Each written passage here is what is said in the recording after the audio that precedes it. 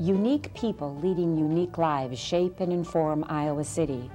This community is enhanced by these women and men who live in our midst, working, teaching, creating. Welcome to a series of conversations with people who have stories to tell. Join my guests and me, Ellen Buchanan, in a series of interviews called One of a Kind.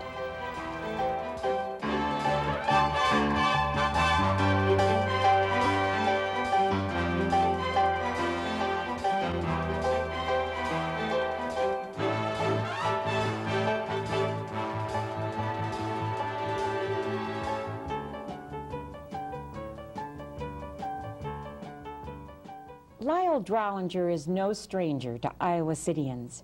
You may have seen him at the controls of a carnival ride in City Park, or with a trumpet in hand playing in the Lyle Drollinger Orchestra and the Dixieland Band known as the Iowa City Slickers.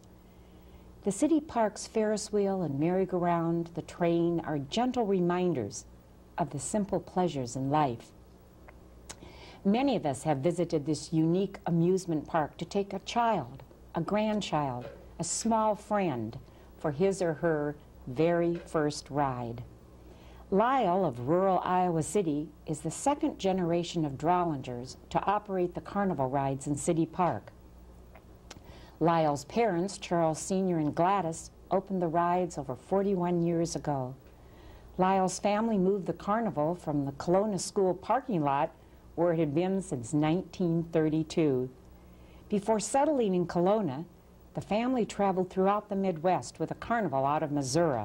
They ran the trains and the kiddie rides from Minnesota to Missouri to Arkansas to Kansas and Wisconsin. Amusement parks are in the Drollinger blood, as Lyle's son Guy has now taken over the carnival rides at City Park. Lyle has 4 children, Diana, Karen, Dean, and Guy, 14 grandchildren, and 8 great-grandchildren. Welcome to One of a Kind, Lyle. Thank you. I know your story begins in Essex, Iowa, where you were born January 8th, 1923.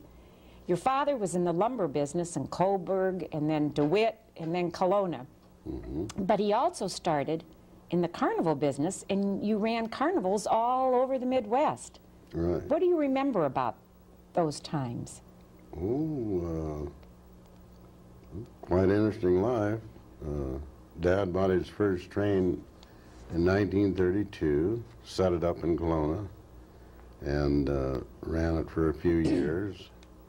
And then, I suppose about 1936, we went with the carnival, and eventually, up until World War II, we traveled all over the Midwest with a train and kiddie rides and a cotton candy stand. So that's about it. It was hard work, wasn't it? Hard work, right. You'd start from the time the sun rose in the morning and didn't quit till what time at night? Till 10, 11 at night, as a rule. Now your father and your grandfather, besides being in the lumber business and the carnival business, were musicians like you. Right. But they didn't play the trumpet. They played the fiddle. They were fiddlers. And not bad fiddlers, because you told me before this interview that they won a few awards. What were they? Well, let's see. My grandfather, in the late 20s, won the fiddling contest at the state fair. And then in 54, my father won the state fiddling contest at the state fair. But you didn't want to take up the fiddle? No. What made you reach for the trumpet?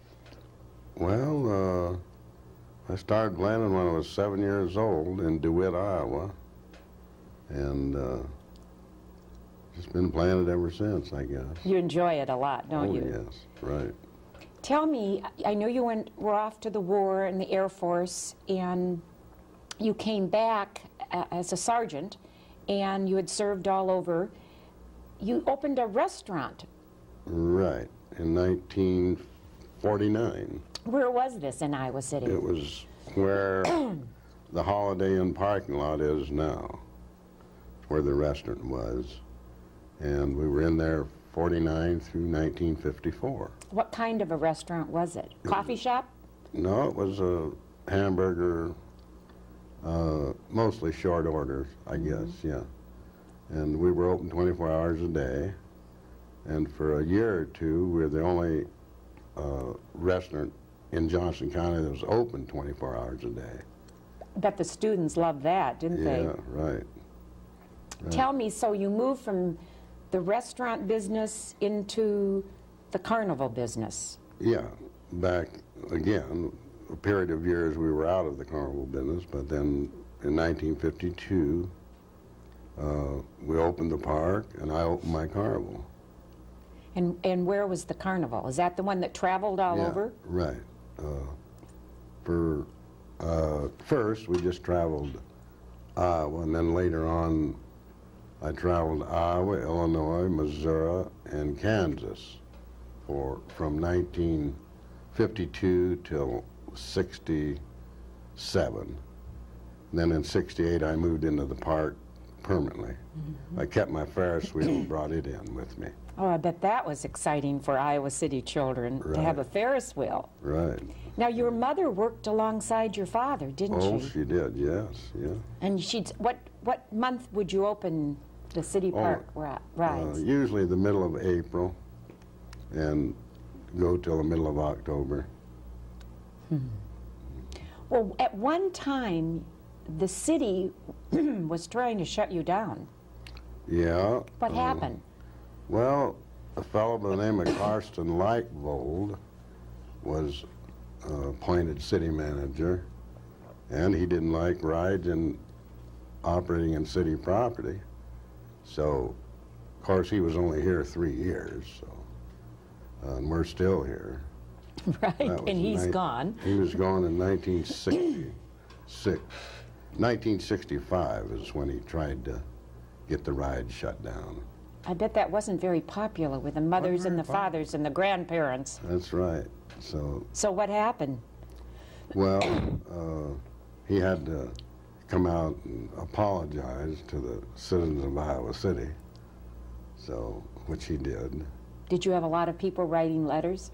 A lot of letters, yeah. A lot of editorials in the paper, and a lot of people wrote in. And I wonder if one of the reasons is not only because you've been open so long, that you've had children, and then you've had the children grow up, and they brought their children and their grandchildren. Right. Do they come up and talk to you about that? Oh, sure. Yeah, all the time. In other words, the kids we rode are bringing their grandkids now. Yeah. Over the years, what's been the most favorite ride? Oh, probably the merry-go-round. A lot of screaming little kids, though, when some of them are kind of scared with their very first ride. Yeah, yeah. When did you add the train, which was so wonderful? Oh, well, we had the train. This is the third train we've had out City Park. We had wore out two old ones, then got this one in '68. So the trademark, did your father wear the cap? Right. He wore the polka dot cap. Now, is your son, who's taken over, has the polka dot hat too? Not yet. I won't allow that. Oh, when does he earn it? Yeah, right. Not for another few years? Not for another few years.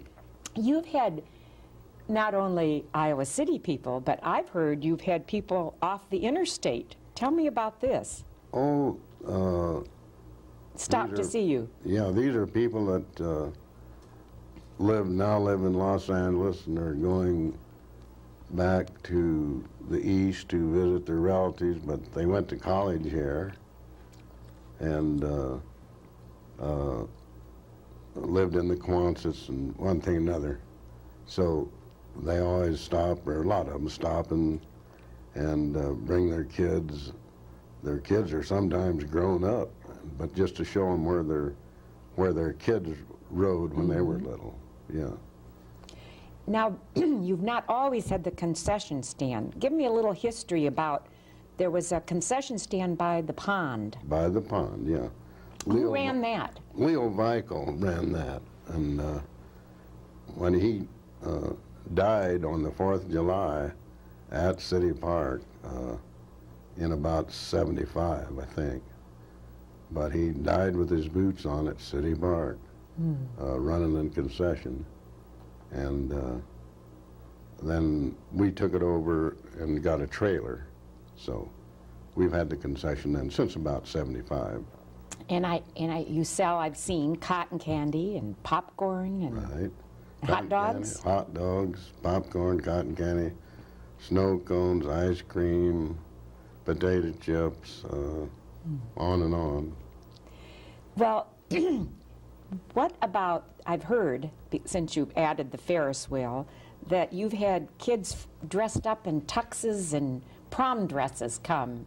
Oh yeah, they come and on prom night and ride the Ferris wheel in their fine gowns and etc.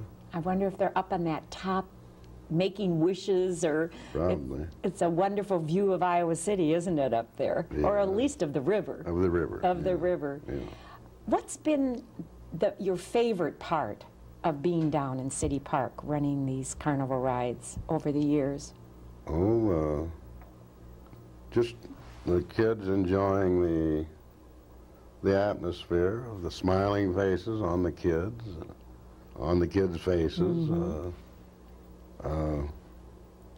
Did your kids help you out like you helped your father, Charlie? Oh yes, yes. All of your kids, boys and girls, worked at the rides? Boys and girls all worked at the rides, yeah. All 4 of them. Any of your grandchildren going to help out?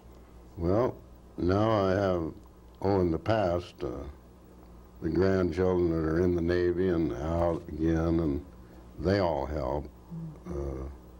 Half a dozen of the boys helped, and some of the girls, most all of them, I guess, at one time or another, all 14 of them were helped at the park, you know, when they were little kids or teenagers. And now I have 2 granddaughters that are helping. Guy's daughters are helping him then, too. Yeah. It must have been wonderful over the years to be down along the river, going to work. You don't have to go through rush hour traffic like in a big city, and you come down into the city park and the bend of the river with the wonderful birds, and you've had the geese down there and ducks, and what else have wandered into your amusement park? Did you get some swans down there for a while? We had swans, yeah, for a while. And who owned the swans? Was the city? City owned them, yeah. Is that when we had the little zoo up? Remember when the yeah. zoo was here? It's when the zoo was there, yeah. And were the swans on the lagoon or on the little pond in the park? On the lagoon, yeah. Yeah. I want to ask you about your love of music. You play the trumpet. Tell me when you first started your Lyle Drollinger Orchestra. Oh, let's see.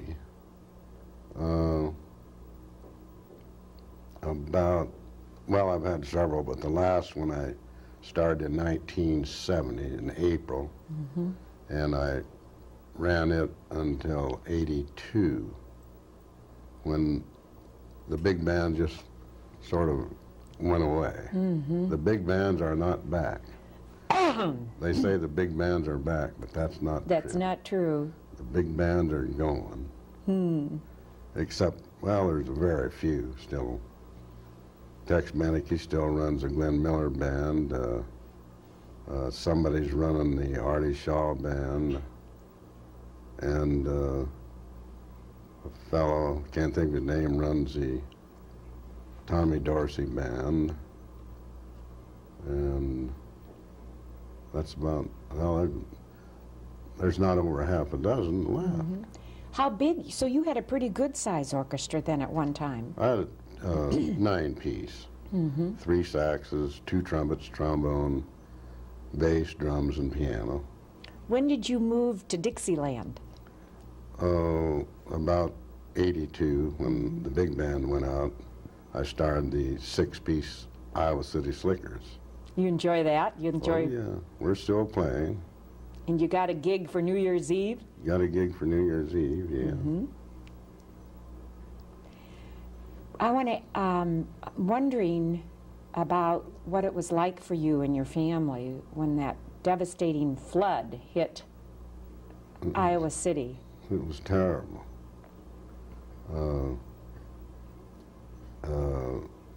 The rides were underwater for about 6 weeks or 2 months, and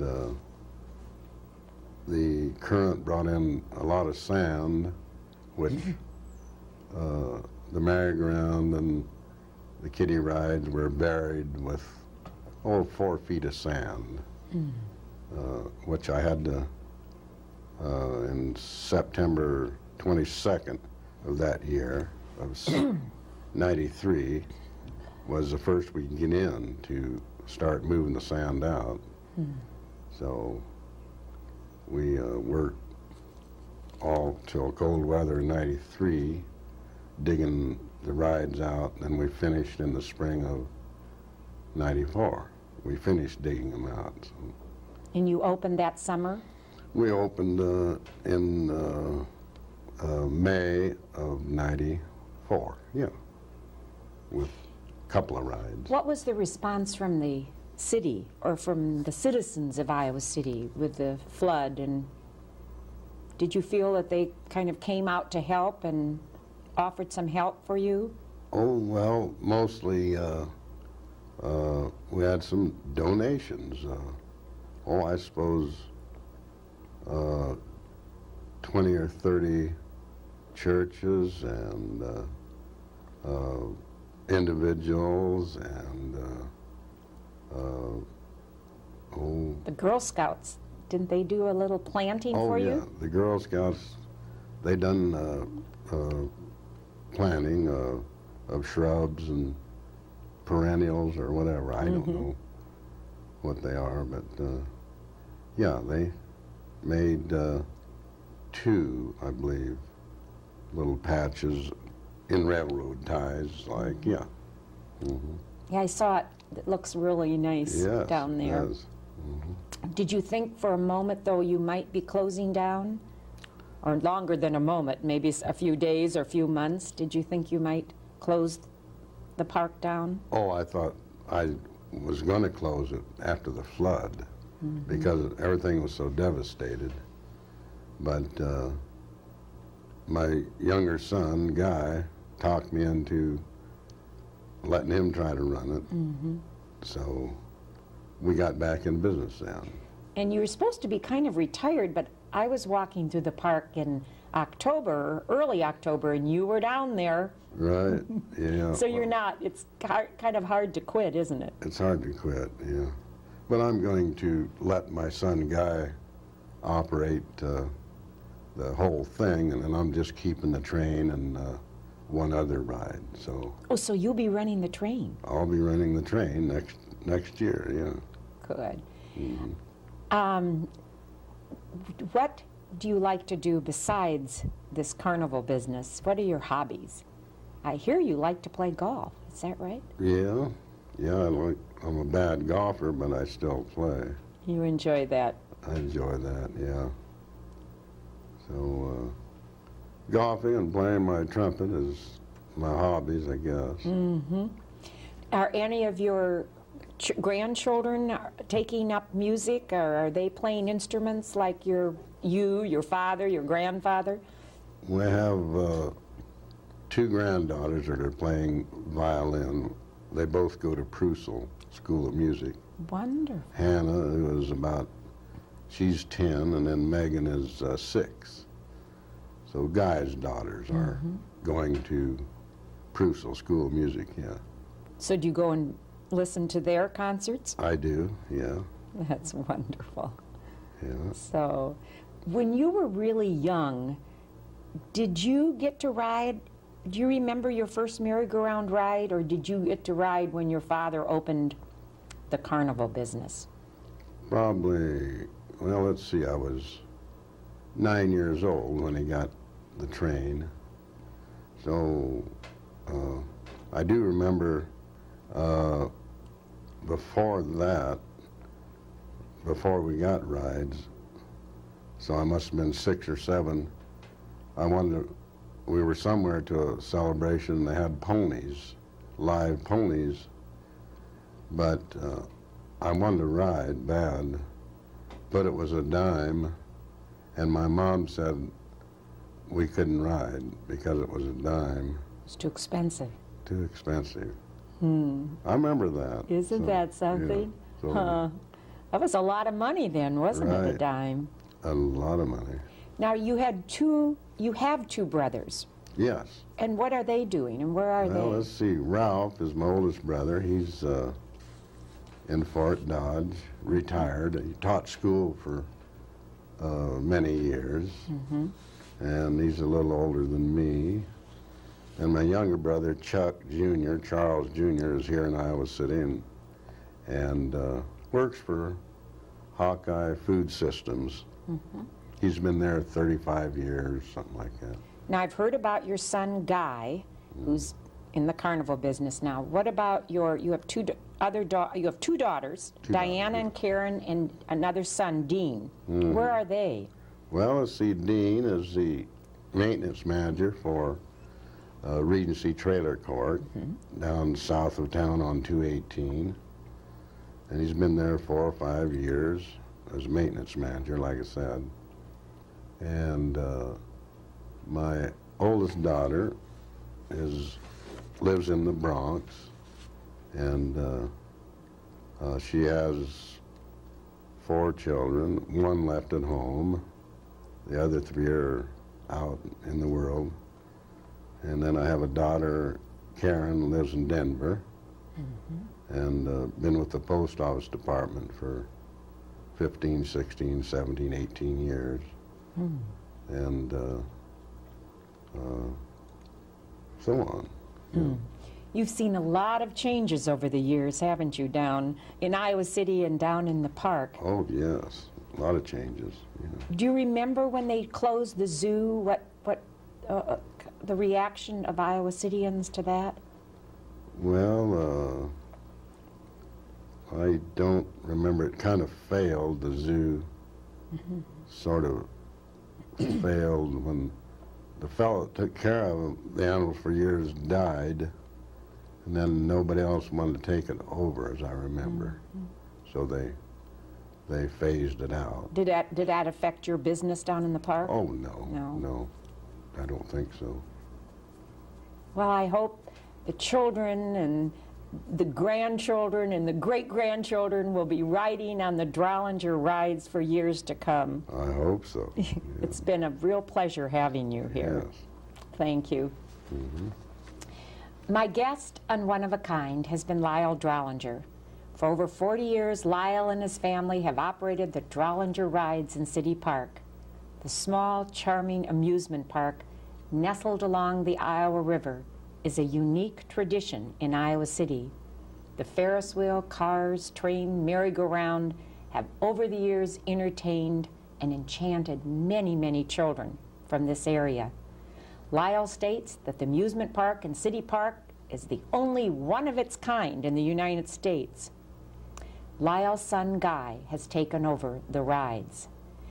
When my research assistant met Lyle's granddaughter and told her that we were going to interview her grandfather, she remarked, "He's a wonderful person." Lyle Drollinger is one of a kind.